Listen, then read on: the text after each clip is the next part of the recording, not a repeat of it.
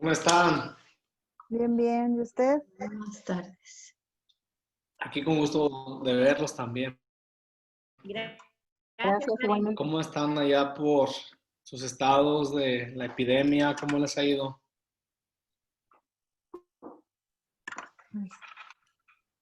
gracias, Karen.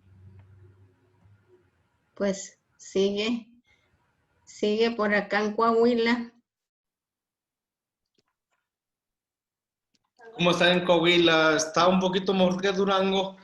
¿Ustedes están en qué? Ahorita en amarillo, no en naranja. Dicen que naranja y que ya va llegando a rojo, no sé, en algunas partes. Sí.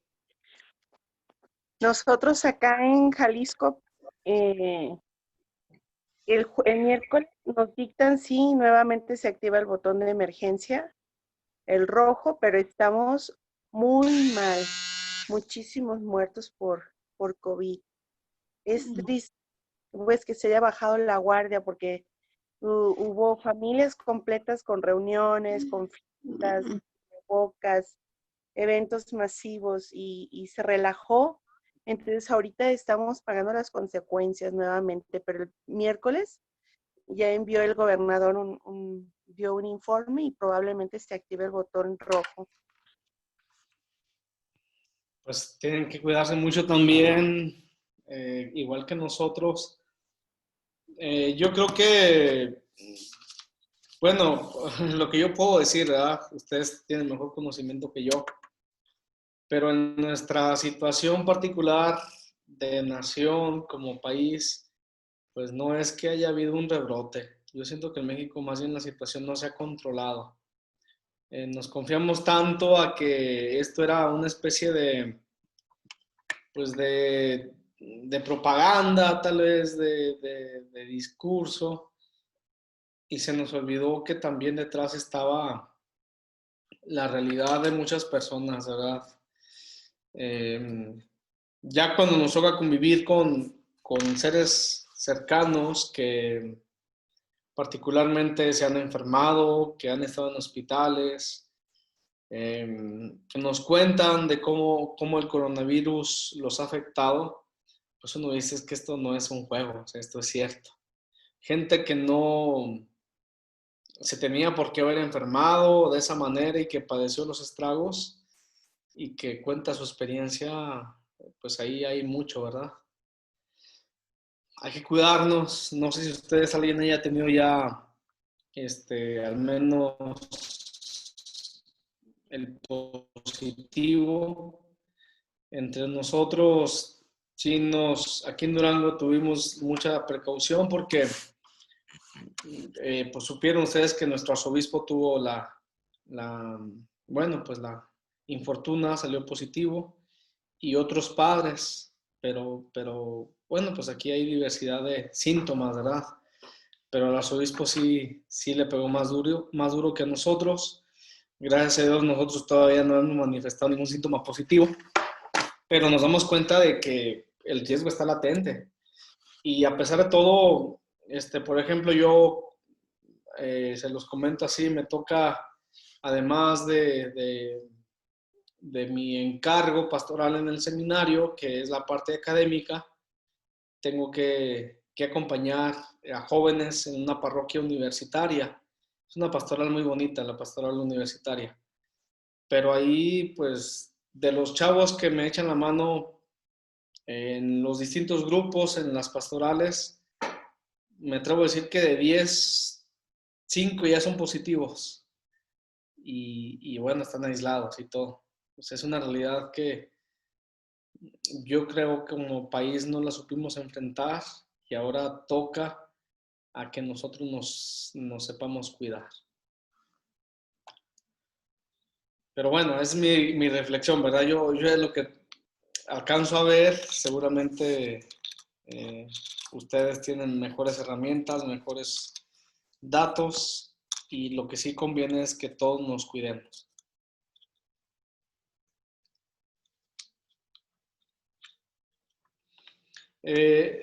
Les adelanto que es que he tenido muchos cursos y diplomados en estos días, pero ya en cuanto pueda me voy a sentar, voy a revisar todos sus trabajos. Estuve viendo algunos de manera a lo mejor más apreciativa y sin detenerme tanto en la evaluación, pude ver muy buenas lecturas en Mariología.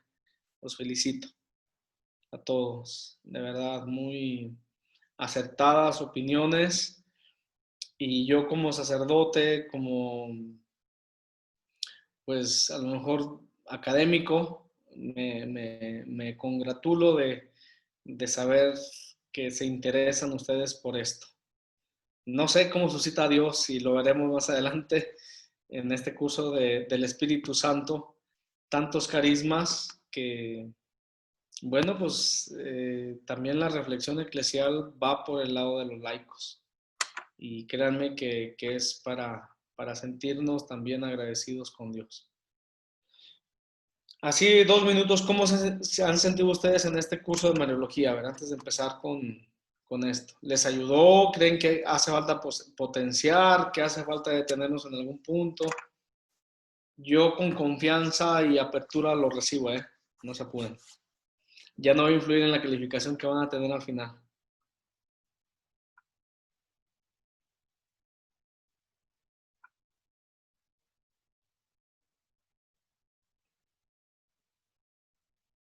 A ver, quien activa los micrófonos. 1 minuto, 2 minutos nada más para opinar. Y esta primera sesión, no importa si recortamos un poquito, pero... Pues sí, bueno, ¿sí me escuchan? Sí, perfectamente. Ok. Pues es bastante información, yo veo que es mucha, pero pues usted la trata de adecuarse a los tiempos que tenemos y adecuarla, pero pues sí, información muy importante sobre todo, ¿verdad? Nos está dando como conocimientos muy básicos, pero pues ya ahí depende después de nosotros, o sea, tratar de investigar más. Pero sí está muy bonito, muchos términos que yo no conocía y ahora ya tengo una idea, ¿verdad? Por lo menos ya tengo la idea de qué se está tratando, hablando, diciendo con ese término. Le agradezco mucho. Hay un teólogo del siglo XX, yo creo que es el más grande a nivel, al menos a nivel cristiano, a nivel católico, que se apellida Rahner.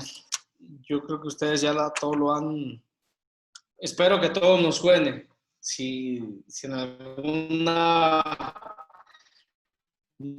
materia teología les preguntan, menciona un filósofo importante de los últimos 3 siglos, se escribe así tal cual, Rahner, nada más lleva H entre la A y la N. Y él dice que no se puede hacer teología si no es con el esfuerzo del concepto. Es decir, pues yo también, por ejemplo, cuando les digo, yo comparto en la pastoral, si alguien me permite compartir la pantalla, el anfitrión, comparto en la pastoral universitaria, muchas veces me ha tocado ir a dar clases a carreras que yo desconozco totalmente, medicina, odontología, derecho, pero sé que tengo que saber algo de ellos. Digo, para ganarlos tengo que apropiarme en cierta medida de lo que ellos saben. Y he intentado, pues sí, indagar, al menos cuando voy a estas facultades, pues estar al pendiente de lo que ellos estudian. Y este teólogo dice que así como el odontólogo no puede poner una pieza adecuada, una amalgama entre 2 muelas, si no es con conceptos técnicos, pues también la teología requiere de una cierta parte de lenguaje técnico. Él le llama el esfuerzo del concepto. Y creo que en ese sentido todos, pues sí, nos cuesta entender. No es sencillo, el lenguaje teológico es también un lenguaje muy especializado, pero hay que hacer ese esfuerzo, ¿verdad? Y yo siento que en la medida en que lo hagamos de manera adecuada, vamos a salir ganando mucho. Entonces, creo que aquí para avanzar en la parte metodológica, en la parte léxica de la teología, pues sí nos toca a veces ceder y entender que es un lenguaje un tanto, a lo mejor, diferente, un lenguaje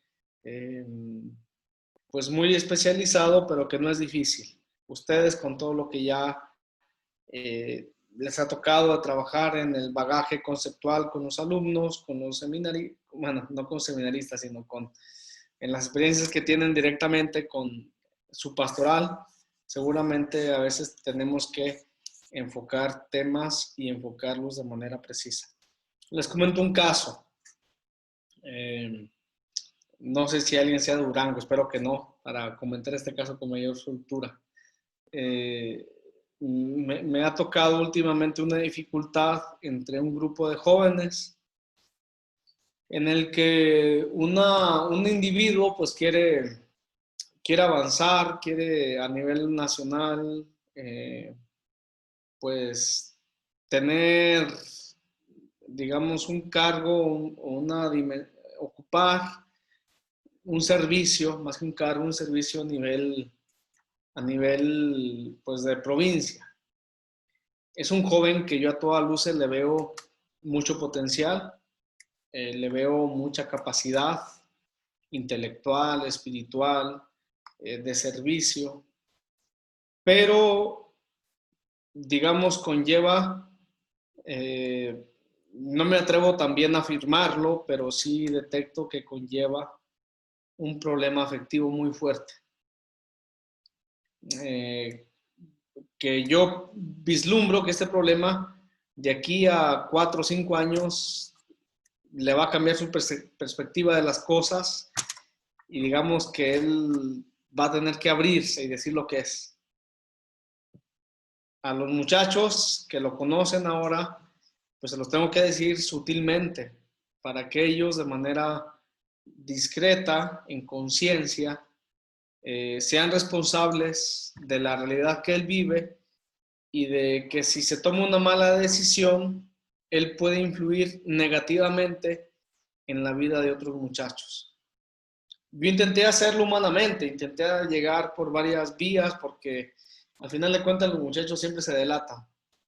Yo me enteré de la situación afectiva de él, de esta persona, de diversas circunstancias, por diversos modos, pero siempre porque muchachos hubo que me dijeran la situación. Cuando llega un momento de confrontarlos, porque él o esta persona tiene unas cualidades impresionantes, pero no puede estar al frente de la formación de otros muchachos por esta cuestión, evidentemente yo no puedo llegar por el lado afectivo, no puedo llegar por el lado personal. Tenemos que hacerlo por el lado de la verdad, por el lado de la doctrina, por el lado de los cimientos que yo no puedo cambiar, que ahí están. Y ahí implica meternos, implica estudiar, implica decir de acuerdo a la verdad por qué una situación está bien o está mal.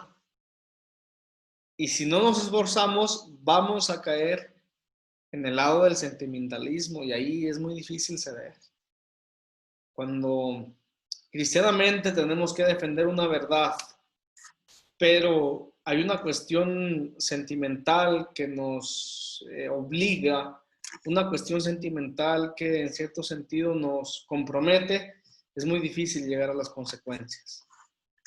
Y en este caso yo les hacía ver a los muchachos por qué hay ciertas cosas que son incompatibles con el estilo de vida cristiano.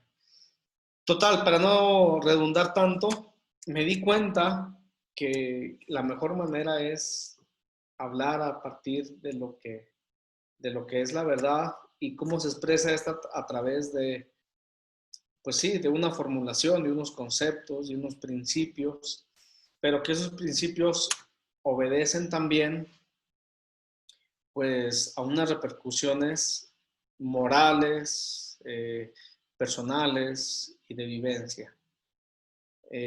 Creo yo que ustedes han entrado en un ámbito de estudio donde se han dado cuenta que la teología no es a veces entre los seminaristas se dice mucho, ¿verdad? La filosofía, recuerden que los sacerdotes estudiamos filosofía y teología en la parte más,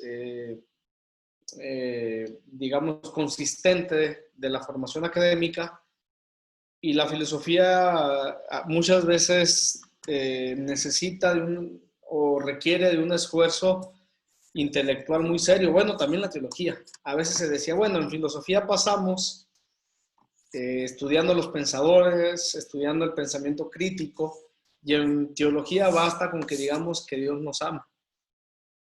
Pues no, no es así. A veces las cuestiones teológicas son más complicadas que las filosóficas.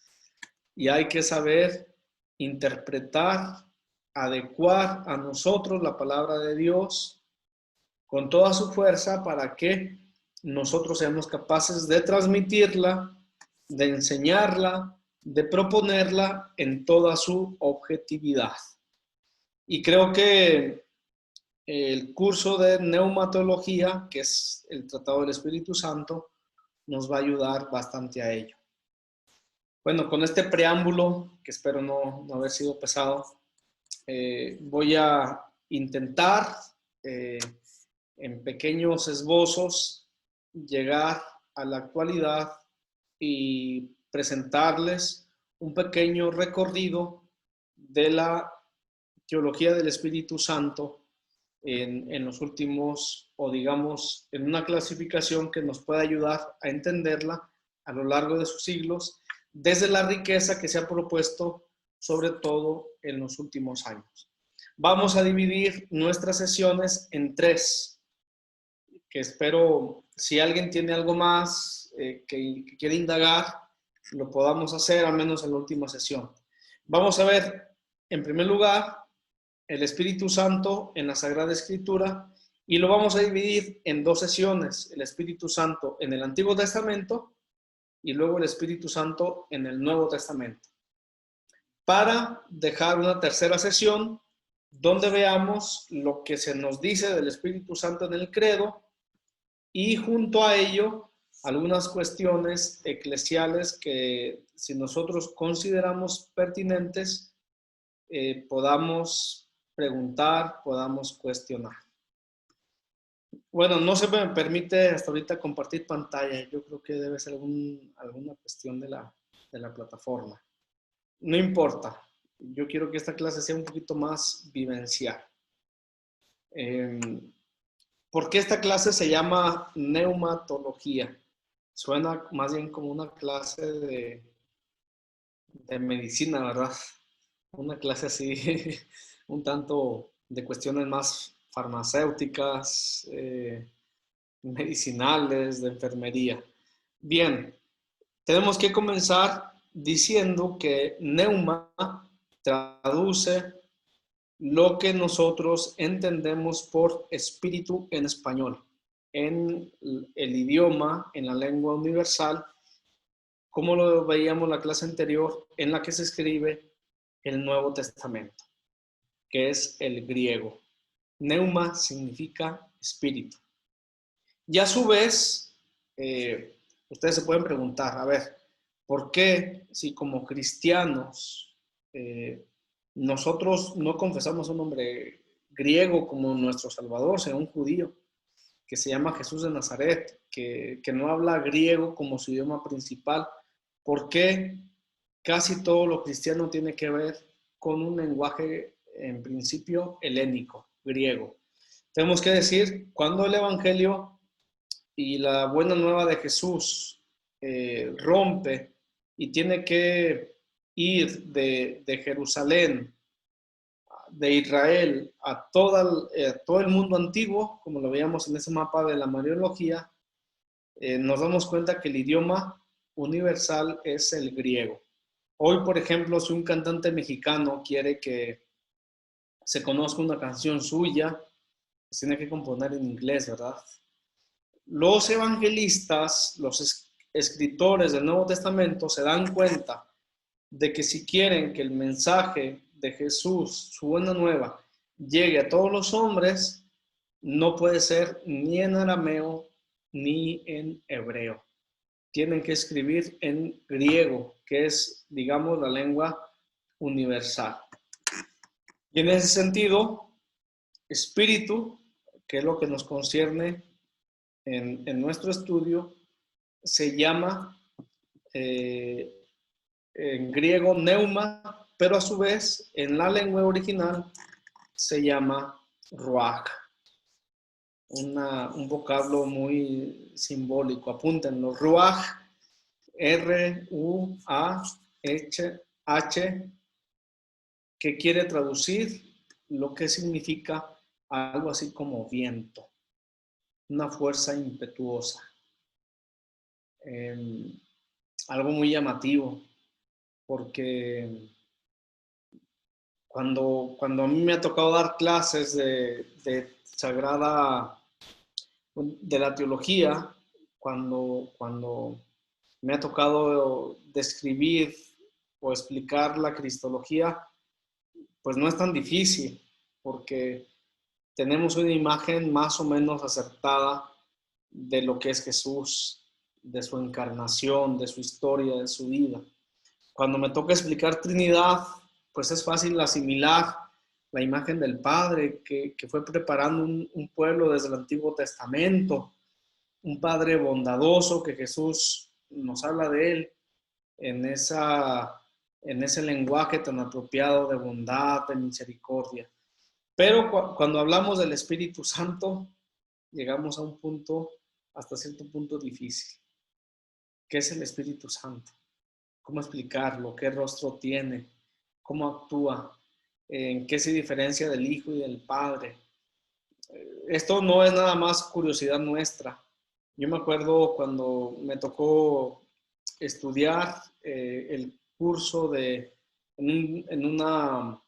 un seminario muy especial de San Agustín. Ustedes saben, San Agustín es el pensador más grande de toda la patrística, y él tiene una obra que se llama De Trinitate. Cuando San Agustín habla de la Trinidad, lo hace de tal manera tan precisa, de una manera vivencial, personal y doctrinal, que cuando llega el Espíritu Santo, habla del Padre, del Hijo, y cuando llega el Espíritu Santo dice, hasta aquí llegué, no sé qué decir. Va a venir otro teólogo más especializado que yo, más capaz, y les va a decir lo que es el Espíritu Santo. Y San Agustín pone unos ejemplos muy curiosos. Por ejemplo, dice, a ver, nosotros sabemos que la encarnación se da en María, y que gracias a María, en cierta manera nosotros llevamos inscrito pues lo que significa la divinización. O sea, nosotros en nuestra naturaleza, gracias a la encarnación, podemos decir que Dios se ha hecho una imagen apropiada a partir del hombre. Y se pregunta San Agustín, dice, cuando Dios por medio del Espíritu Santo aparece en el bautismo en forma de paloma, dice San Agustín, quiere decir que así como afirmamos la unión hipostática, que quiere decir que Jesucristo tiene una imagen verdadera de Él en nuestra humanidad y en su divinidad, pero que Él es la segunda persona de la Trinidad, dice, del Espíritu Santo deberíamos decir que así como todos los hombres llevamos una imagen de Jesucristo, del Verbo encarnado, entonces todas las palomas, como el Espíritu Santo nos habló en manera de paloma, o haciéndose visible en esa figura, dice, todas las palomas tendrían la unión hipostática del Espíritu Santo. Es una alegoría muy llamativa, muy, si queremos, simpática, pero tiene mucho de razón. El Espíritu Santo es la persona en la Sagrada Trinidad que no tiene un rostro propio. Nos aparece como viento, como aliento de vida, como nube, como fuego. Nos aparece una diversidad de imágenes, como lenguas de fuego en Pentecostés, pero no nos aparece con una imagen única, a diferencia de lo que es el Padre y de lo que es el Hijo. Creo que esta es una primera característica, una primera dificultad que tendríamos nosotros para hacer una teología del Espíritu Santo hoy. No obstante, esto no impide reflexionar sobre el Espíritu. Y quiero yo partir del testimonio hoy del Antiguo Testamento para darles a ustedes algunas pistas. Yo quisiera hacer esta clase mucho más vivencial, ¿verdad? Si fuera un retiro, pues sería excelente, pero sé que no lo es una clase de diplomado. Pero dar algunas pistas que nos ayudan a nosotros en la reflexión sobre el Espíritu Santo para compartirla a los demás. Y tenemos que decir una primera cosa. El Espíritu Santo, en nuestra doctrina cristiana, su persona, su actuación, va a quedar solemnemente definida como persona divina en el año 381. Apúntenlo. En un concilio que se llama Concilio de Constantinopla. Alguien podrá decir, caray, desde el nacimiento de Cristo al 381 pasaron muchos años para declarar los cristianos que el Espíritu Santo era Dios. Pero hay que tomar en cuenta dos cosas. En primer lugar, no hay, y esto no va en contra del Espíritu Santo. Yo les comparto, yo hice mi trabajo personal de investigación en teología sobre el Espíritu Santo. Pero no hay una afirmación en la Biblia, en la Sagrada Escritura, que confiese la siguiente expresión o el siguiente binomio. El Espíritu Santo es Dios. No hay esta conjugación. No obstante, en todo el recorrido del Antiguo y Nuevo Testamento, al Espíritu Santo se le asignan atributos y acciones que son propias no del hombre, no de la creación, sino de Dios. La santificación, la salvación, la iluminación, hablar por los profetas, estar presente en Jesús y luego estar presente como aquel que guía, como aquel que orienta y conduce el caminar de la iglesia hacia su final, es decir, como aquel que es Dios. Entonces, aquí nos espera un trabajo muy interesante. ¿Por qué? Porque tenemos que decir que el Espíritu Santo es una persona, lo quiero poner con esta consideración, con este adjetivo muy humilde. Nosotros estamos acostumbrados a que en nuestra vida, en nuestra manera de relacionarnos con los demás, generalmente se nos reconozca cuando hacemos algo en favor de alguien. No quiere decir que sea algo necesario, pero sí nos gusta que nos den gracias, que nos reconozcan, que nos digan lo bien que lo hemos hecho. Pues bien, el Espíritu Santo, cuando revela a Jesús, cuando nos revela al Padre, permanece como alguien oculto.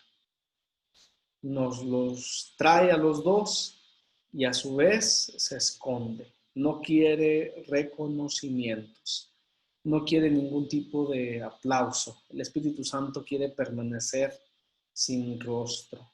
Es una fuerza, es un poder personal de Dios que actúa revelando a otros. Y qué difícil. Alguna vez en clase de teología yo recuerdo a un maestro muy prestigiado que nos daba la clase de Trinidad y le preguntaba, ¿qué es lo más, por decirlo así, tangible en relación al obrar del Espíritu Santo? Algo con lo que nosotros podamos compararlo. Y él me decía, lo más apropiado para comparar al Espíritu Santo es con el papel de una madre. Una madre que está sirviendo a la mesa a sus hijos, ¿verdad? Una madre que es servicial, pero que no quiere tomar ningún protagonismo en el cuidado de ellos. Que cuando se pregunta sobre si está siendo bien o mal, quiere pasar más bien desapercibida. Y creo yo que esta consideración nos puede ayudar bastante. El Espíritu Santo es en la Santísima Trinidad la persona que no tiene rostro. Nosotros lo podemos apropiar este rostro con la imagen de una paloma, pero sabemos que es una imagen simbólica. Del Padre tenemos una imagen porque el pueblo de Israel nos habla constantemente de lo que es Yahvé. Del Hijo podemos incluso hacernos una imagen personal, ¿verdad? Un dibujo, una cruz, un retrato, pero del Espíritu Santo no. Creo que esto nos revela algo muy profundo del ser de Dios. Dios es aquel que nos da todo, que nos da su vida, que nos da su perdón. Y en la revelación del Espíritu Santo se nos revela como aquel que no quiere aparecer, como aquel que no quiere mérito, que no quiere ser reconocido. Y aquí yo aprovecho esta pequeña semblanza para indagarles en primer lugar dos cuestiones fundamentales. En el Antiguo Testamento podemos decir, no, o con el Antiguo Testamento nada más en mano, no podríamos hablar de una revelación trinitaria. No es sino hasta el acontecimiento de Jesucristo, que tiene su culmen en la Pascua, que nosotros podemos decir que Dios es Trinidad. Con ello quiero apuntar que en el Antiguo Testamento Dios se revela como el Dios de Israel. No es un Dios que aparezca con tres personas. Será Jesucristo el que nos lo revele así. Sin embargo, tenemos que decir una cosa. El Antiguo Testamento sí presenta una posibilidad de hablar de Dios de maneras distintas. Y ya esto nos dice mucho, porque quiere decir que el Dios del Antiguo Testamento se manifiesta de diversas maneras. Apúntenlo. Este es el caldo de cultivo, digámoslo así. Es la base soteriológica, la base teológica para hablar posteriormente de la Trinidad. Nosotros no vamos a buscar citas aisladas para hablar de la Trinidad a lo largo de la historia. Vamos a acudir a todo un testimonio de revelación y vamos a encontrar si en ese testimonio hay la posibilidad de hablar de una progresión. Perdón, no tengo coronavirus, no se espanten. De hablar de una realidad que nos permita decir que Dios se ha revelado a lo largo de la historia paso a paso. Esto yo se los pongo de ejemplo a mis alumnos en teología. Si nosotros a un niño de 8 años que ha aprendido lo indispensable de matemáticas, que sabe sumar, que sabe restar, que sabe multiplicar, incluso dividir, si le ponemos una ecuación de cálculo diferencial o integral, pues lo vamos a hacer tronar. El niño no va a poder responderla adecuadamente. ¿Qué es lo que va a responder? Por lo que puede, ¿verdad? Pero no va a poder hacer un despeje, no va a poder llegar a encontrar los elementos de valor de esa ecuación.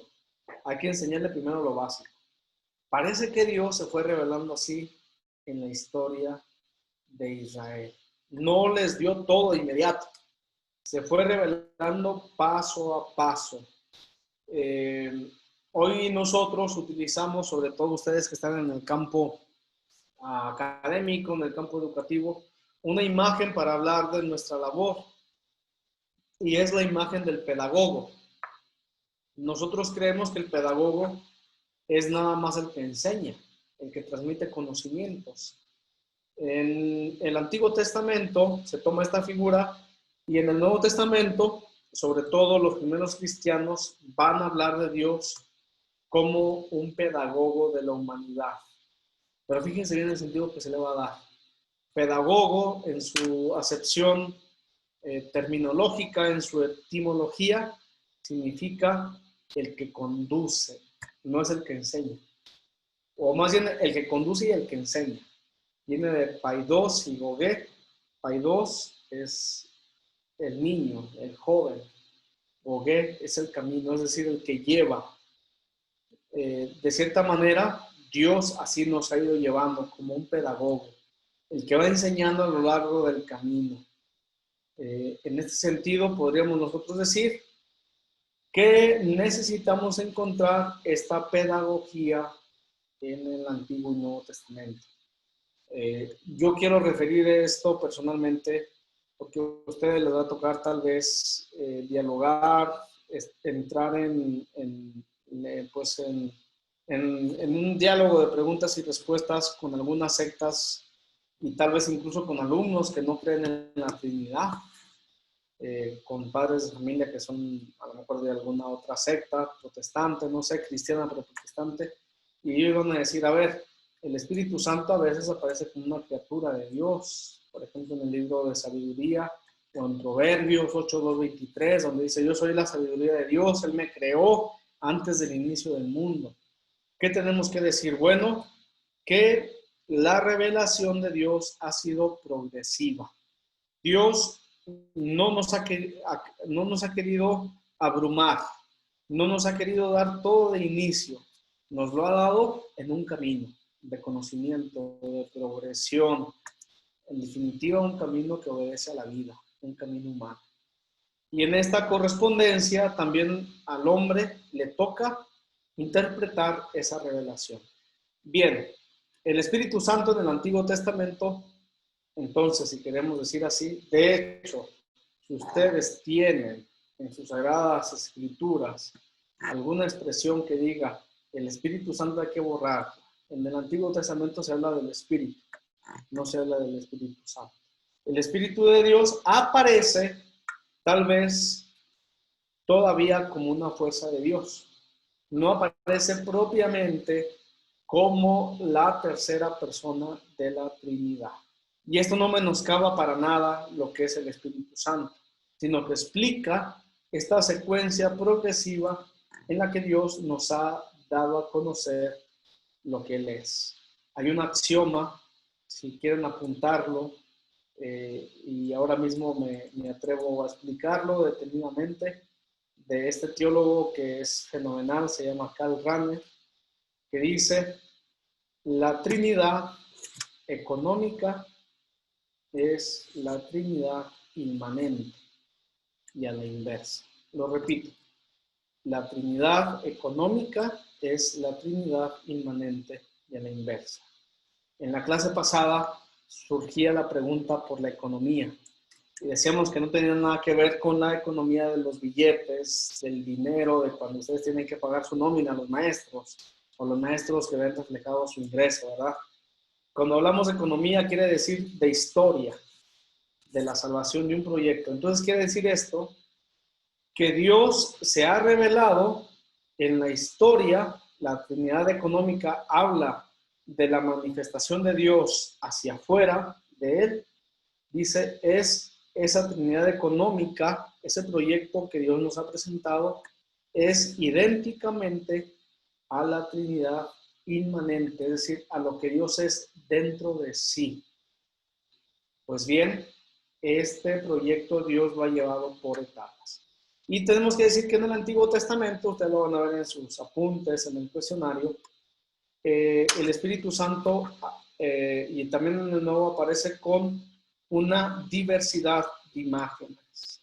Padre, que, perdón, ¿sí? disculpe que lo interrumpa. ¿Podría repetir? Me quedó un poco la duda sobre la explicación de la Trinidad económica, es la Trinidad inmanente. Ok, en definitiva quiere decir que Dios no nos ha mentido en su manera de revelarse al hombre. Okay. Que Dios se revela en Jesucristo y en el Espíritu Santo tal como Él es. Ok, muchas gracias. Es decir, que la historia de la salvación, lo que nosotros encontramos en la Biblia, nos habla de cómo es Dios en sí. nosotros tendríamos que decir, Dios es mucho más de lo que aparece en la Biblia, ¿verdad? Dios es mucho más de lo que nos ha querido revelar.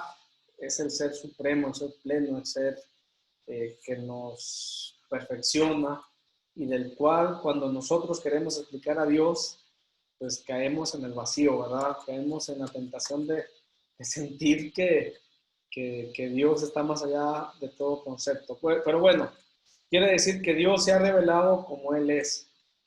Dice, hay una cita fundamental que considero pertinente apuntarla, la vamos a retomar, que es Gálatas 4:6. Gálatas capítulo 4, versículo del 4 al 6, que dice, en la plenitud de los tiempos, Dios Padre, envió a su Hijo Jesucristo, que nació de una mujer. Y luego dice esta cita, pero también envió al Espíritu Santo, que nos hace llamar a Dios como Abba, como Padre. Lo vamos a ver todo esto en la siguiente clase, pero ahora quiero decir, en el Antiguo y Nuevo Testamento, Dios aparece en su poder del Espíritu Santo como aquel que puede intervenir en la historia de los hombres. En el Antiguo Testamento, cuando Dios se manifiesta, fíjense bien, no lo hace de una manera directa.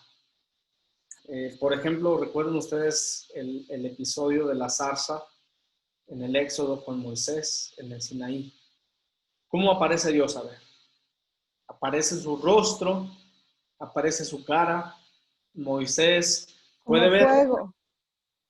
aparece como una zarza, exactamente. Quiere decir que Dios se va revelando con mediaciones. Pero me interesa que vean esto. Las 4 principales mediaciones con las que Dios se va revelando y que podemos llamar incluso figuras mediadoras en todo el Antiguo Testamento son las siguientes. Dios como palabra. Dios es una palabra que aparece desde el Génesis. Hagamos al hombre imagen, ¿verdad?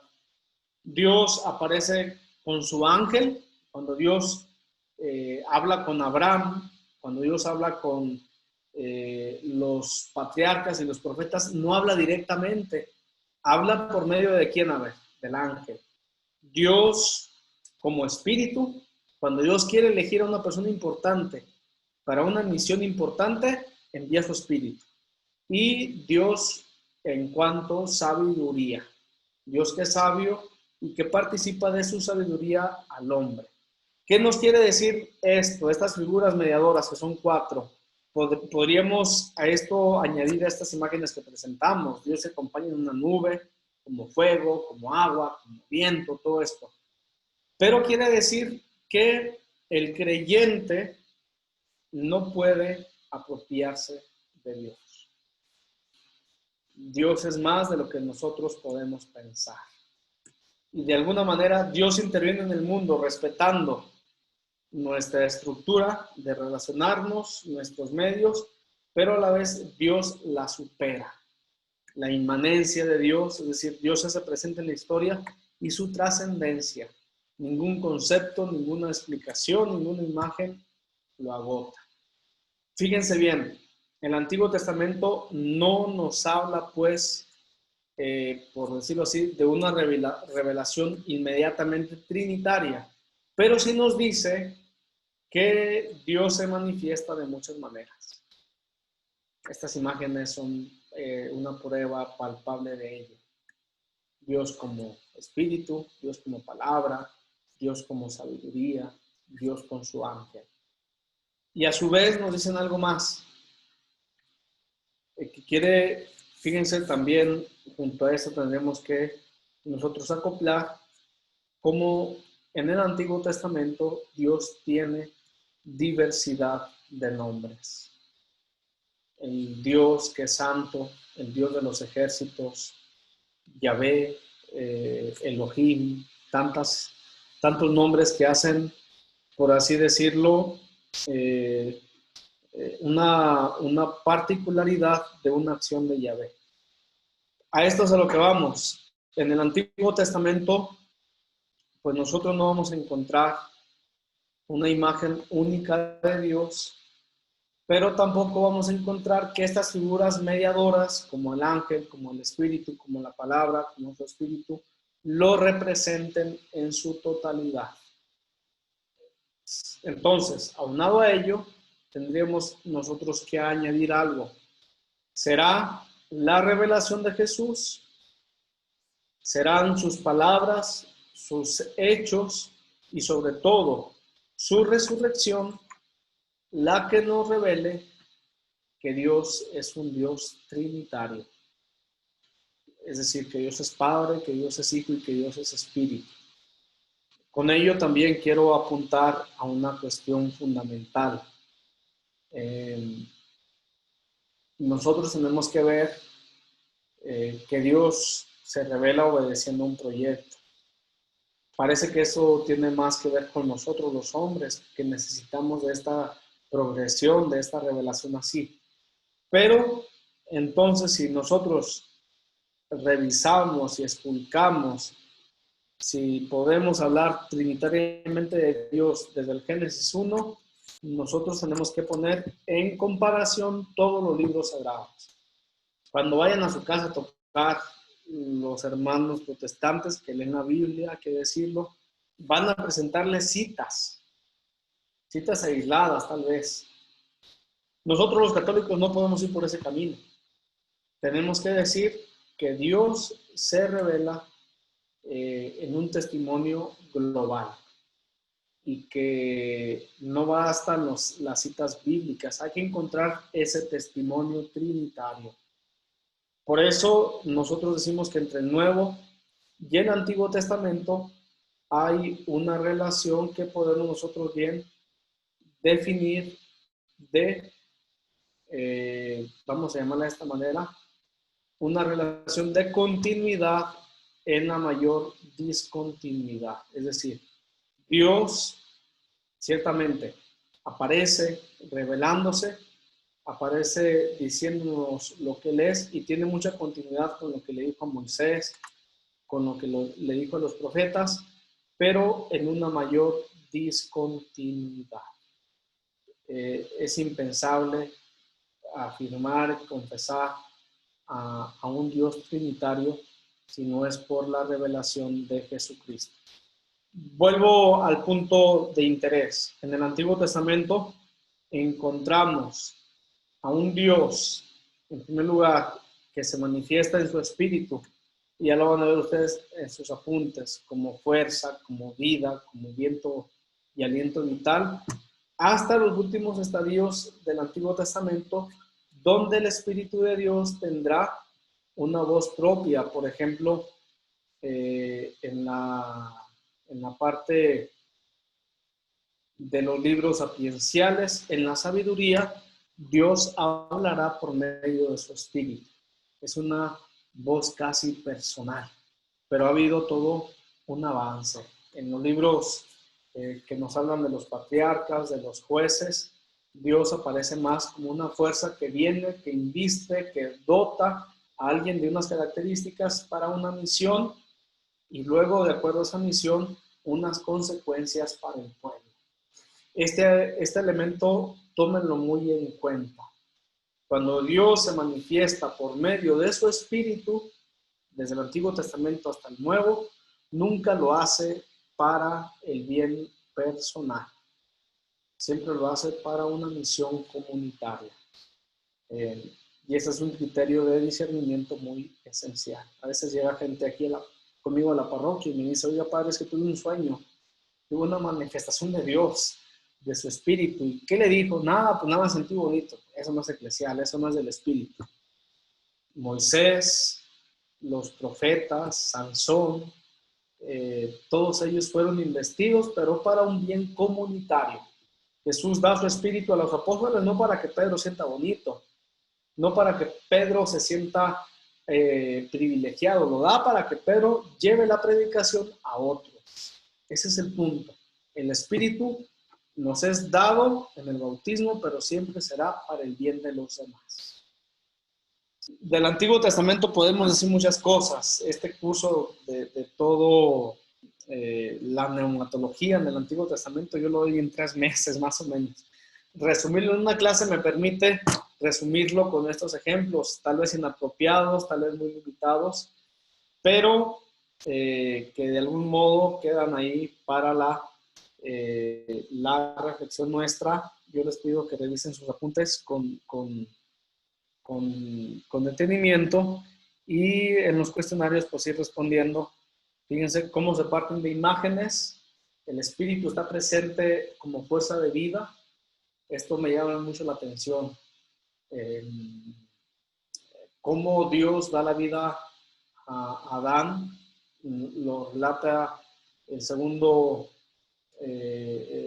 pasaje de la creación en Génesis 2, soplándole. Cuando el escritor sagrado, dice que Dios sopla el espíritu sobre Adán, está diciendo sopla su ruaj, sobre su Adamá, sopla Dios su aliento de vida. Vean cómo esto se va configurando de tal manera cuando Jesús viene sobre los discípulos tristes, agobiados en Juan 20, que no tienen esperanza. Lo primero que hace es soplar su espíritu y les dice, la paz de Dios esté con ustedes.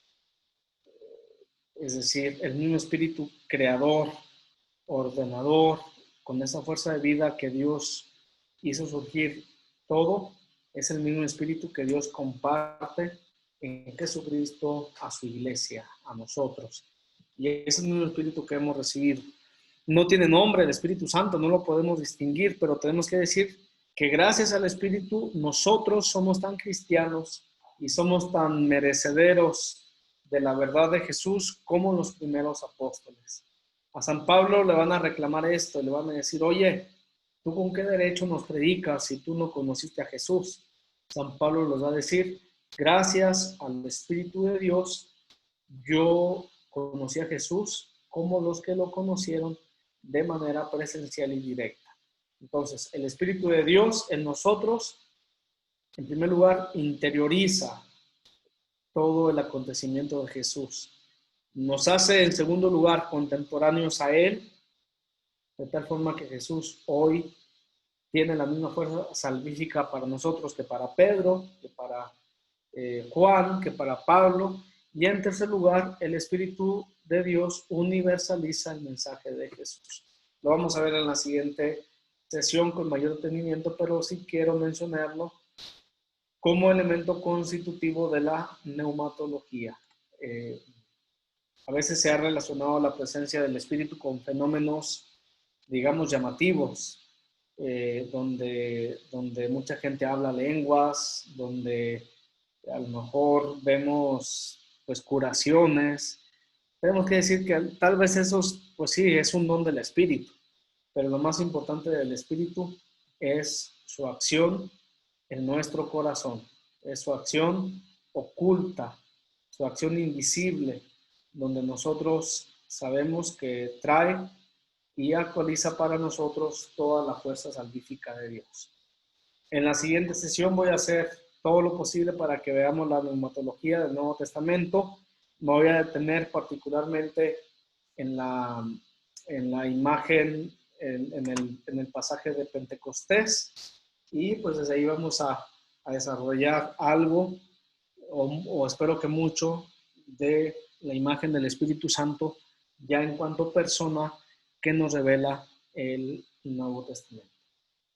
Espero que esta parte primera nos ayude, que sea para nosotros también motivadora. Y si tienen alguna pregunta, con toda confianza, vamos a dejar sesión para preguntar, para comentar. A lo mejor va a haber bastante. Adelante.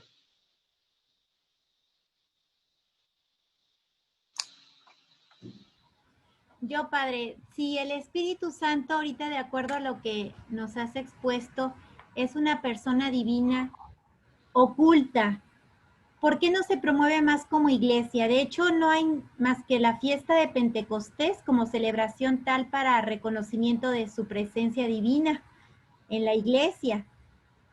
no se ha visto así como la manera de promover más al Espíritu Santo, igual que la figura del Padre, es una figura desconocida. Sí, muy bien. Bueno, creo yo que se han hecho pues, bastantes esfuerzos para dar a conocer la persona del Espíritu.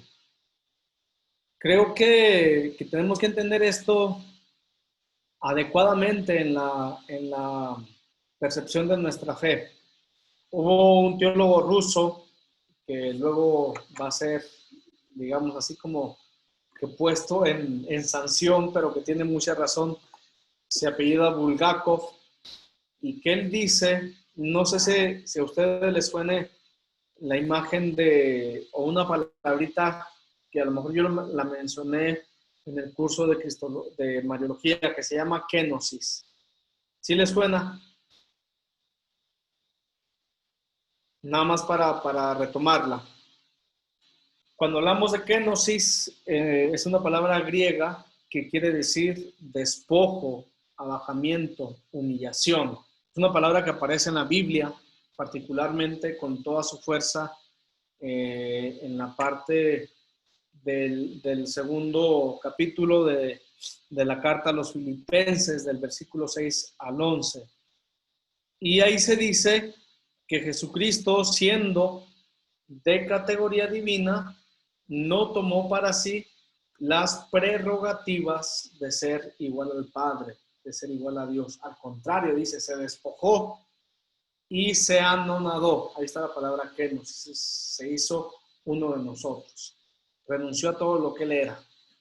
Esto lo tomo porque considero que no podemos nosotros explicar lo que es el amor, sobre todo el amor de Dios, sin esta categoría.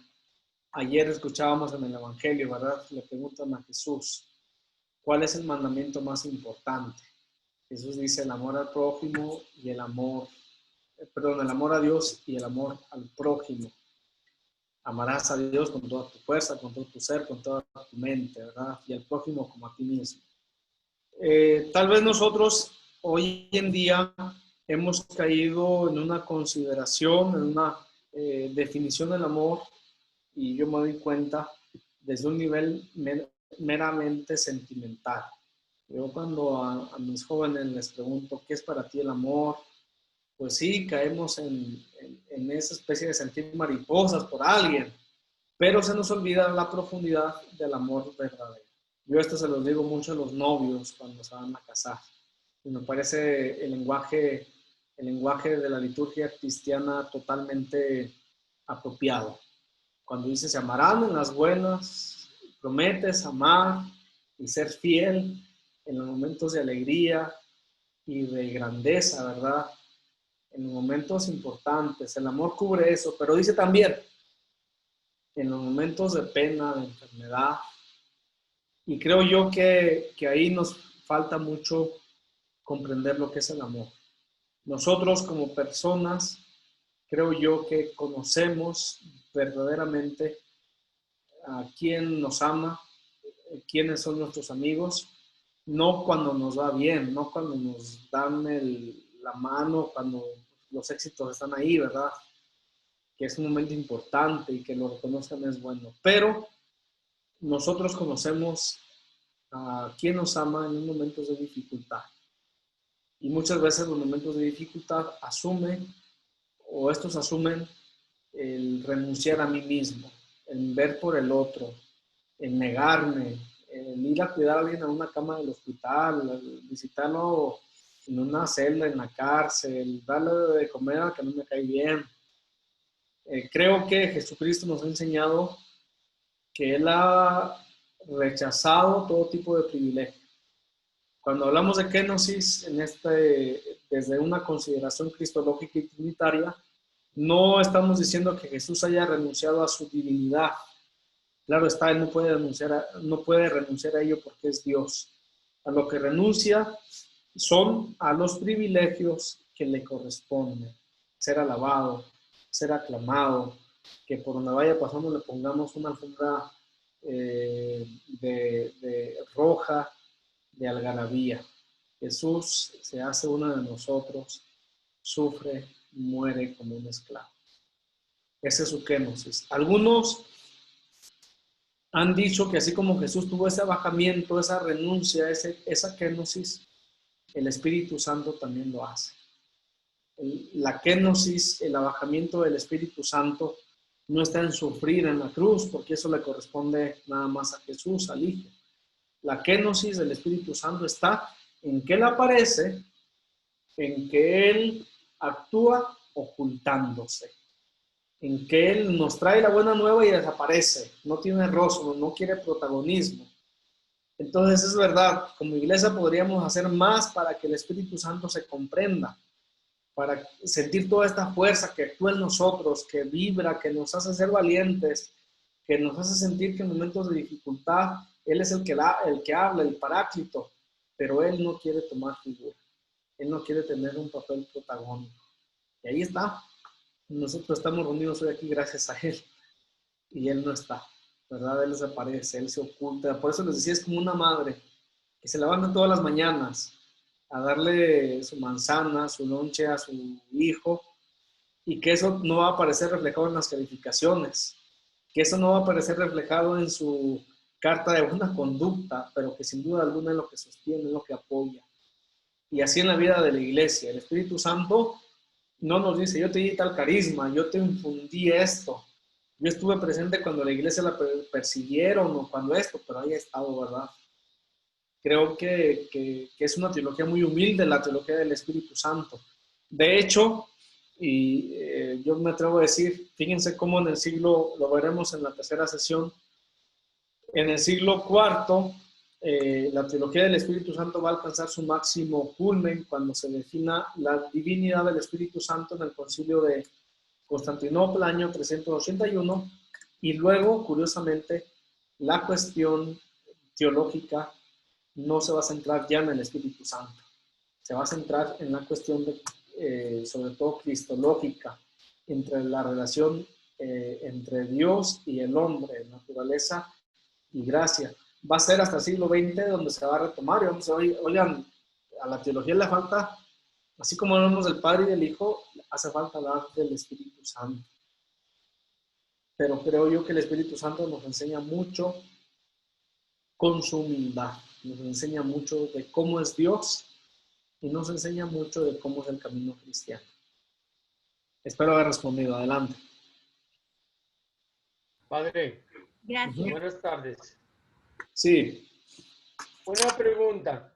Yo he escuchado acerca del Espíritu Santo, que es, vamos a decir, como si fuera el enviado y el que hace el trabajo aquí en la tierra, el trabajo de Dios. ¿Sí? ¿O hay algún no sé, algún comentario, padre, que... No, totalmente de acuerdo con ello. Solamente alguna aclaración que nos permita profundizar. El Espíritu Santo, ¿cómo lo confesamos nosotros en el credo? A ver, en el tercer artículo, que a veces nos cansamos de repetirlo y no le sacamos nada de, digamos, de vida espiritual, ¿verdad? Decimos, creo en el Espíritu Santo. ¿Qué decimos? Sí. Señor y dador de vida. Fíjense, son dos títulos que los vamos a analizar, pero de mucha fuerza. En el Antiguo y Nuevo Testamento solamente se le llama Señor a Dios, Kyrios en griego. Y dador de vida, pues quiere decir aquel que tiene por su fuerza creadora hacer surgir las cosas. Nosotros somos co-creadores, pero no somos creadores, ¿verdad? Quiere decir que el Espíritu Santo tiene toda la majestad y divinidad como la tiene el Padre y el Hijo. Y no obstante, renuncia a ello, ahora sí para decir lo que usted está diciendo con fuerza, ¿verdad? Para hacer el servicio, para estar presente en nuestros corazones y actualizar la gracia de Dios. Pero esto no le quita su carácter divino y no le quita ese tipo de alabanza que nosotros debemos tributarle. Yo me fijo que a nivel cultico hacemos muchas oraciones al Padre y al Hijo, pero pocas al Espíritu Santo, ¿verdad? Salvo alguna que recuerdo, ven, Espíritu Santo, fuente de luz, ¿no? En nuestros corazones. No hay oraciones a Él, y nos daremos cuenta que el Espíritu Santo también pues merece toda la alabanza como el Padre y el Hijo. Y en ese carácter de no tomar protagonismo, nos revela tanto al Padre como al Hijo. Y Él se revela indirectamente. Pero es bellísimo entrar a la dinámica del Espíritu, porque dice San Pablo, ¿verdad? ¿Cuál va a ser el premio nuestro? A ver, ¿por qué nosotros estamos seguros de la vida eterna? Y nosotros podemos pensar en el más allá, sí, porque viene la segunda venida de Cristo, porque el Padre nos va a recompensar, y dice San Pablo, no. Dice, lo que ahora poseemos ya, como él le llama como arras, es decir, la presencia del Espíritu Santo en nuestros corazones, va a ser el premio definitivo, el mismo Espíritu Santo. Y esto lo pongo yo como un ejemplo así, a lo mejor muy poco profundo, pero quiero que sea plástico. Si ustedes hoy entran a una iglesia en Japón, en China, en Estados Unidos, en Sudamérica, en Europa, una iglesia católica, van a sentir esa fuerza. Hay algo ahí que es algo más que la estructura física de una iglesia. Sentimos que ahí está Dios. Bueno, esa es la fuerza del Espíritu Santo, ¿verdad? Que actúa en la invisibilidad, que actúa en la renuncia, que actúa en su hacerse escondidizo para comunicarnos con el Padre y con el Hijo, o mejor dicho, con el Hijo, mejor dicho, con el Padre a través del Hijo, ¿verdad? Repito, esta manera de revelarse, no siendo revelado, nos habla también de lo que es Dios, ¿verdad? Dios en sí mismo, que no busca ningún tipo de condicionamiento en nosotros. Adelante.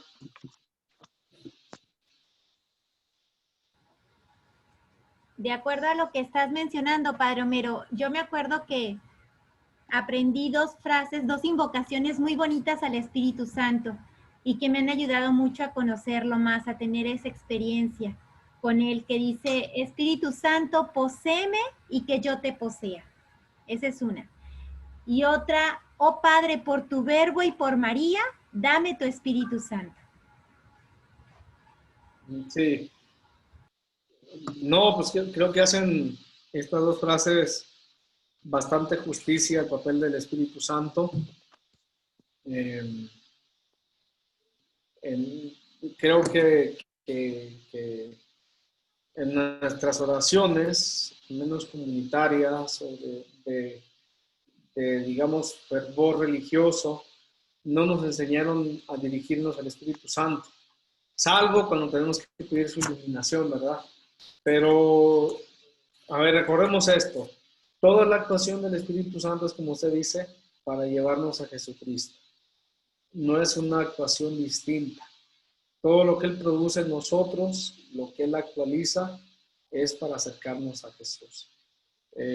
Yo me atrevo a decir y les comparto como sacerdote, uno de los momentos en los que nosotros sentimos realmente pues esa, digamos, posesión, por decirlo de algún modo, entre comillas, es en el momento de la consagración, cuando sobre los dones del pan y del vino invocamos al Padre que mande la fuerza de su Espíritu.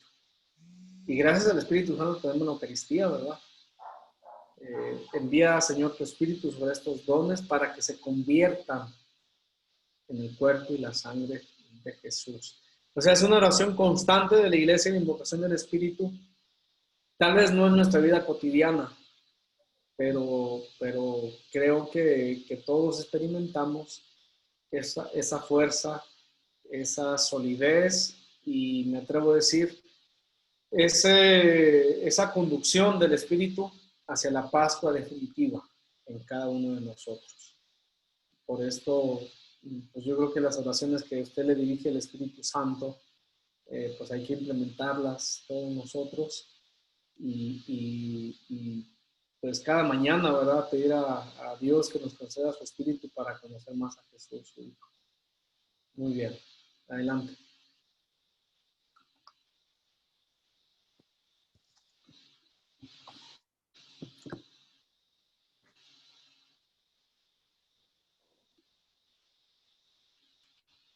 Padre, ¿habrá algún momento en el que aborde un poquito más sobre los dones y carismas del Espíritu Santo? Sí, lo voy a hacer en el siguiente capítulo, en la siguiente unidad. San Pablo habla bastante de ello. Creo que hay que entenderlo perfectamente en su adecuado contexto. Así es, gracias. Me refiero a lo que yo les decía, cuando Dios suscita carismas por medio de su espíritu o en una realidad, siempre será en vistas a la comunidad, a la edificación de la comunidad. Nunca pues para el privilegio de alguien individualmente, ¿verdad? A mí me ha tocado, no sé ustedes, pero que llegan personas y nos dicen que pues en tal lugar alguien está poseído por el espíritu, pero que habla lenguas, que cura, que sana, pero a la hora en que lo confrontamos eclesialmente, pues no hay una consistencia. Y vean en el Nuevo Testamento, cuando el Espíritu de Dios viene sobre alguien, igual en el Antiguo, siempre lo pone al servicio de una comunidad, de un pueblo, de una misión. Entonces creo que este criterio es muy, o esta verdad es un criterio que nosotros debemos tener en cuenta, porque cuando se presenta alguien que tiene dones y que a nosotros a veces nos toca confrontar si son dones, digamos, dados por Dios, este punto es muy cuestionable. Una persona que cobre, una persona que pida servicios por dar un don, eso se llama simonía. El Espíritu Santo actúa libre y actúa gratis, pero siempre para el servicio de la comunidad. Espero haber respondido y la siguiente, sí lo vamos a ver.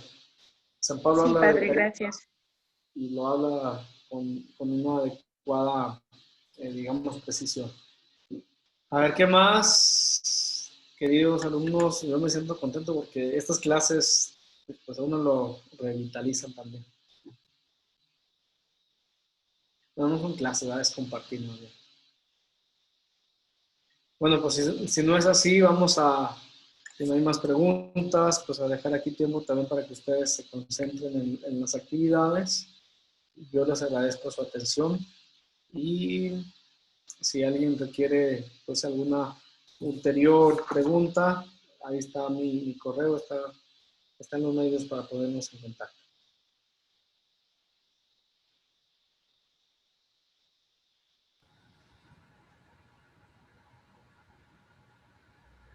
Gracias, padre. Buenas tardes. Un saludo a todos. Sí, muchas gracias, padre. Gracias a todos, buenas tardes. Cuídense mucho. Bendiciones para todos, Muchas para gracias, todas. padre. Gracias, Muy padre. interesante su clase. Gracias, buenas tardes. Dios los bendiga. Señorita, buenas tardes. ¿Vas a subir el video? Sí, lo subo, se los mando. Ok, gracias. Buen día. Adelante.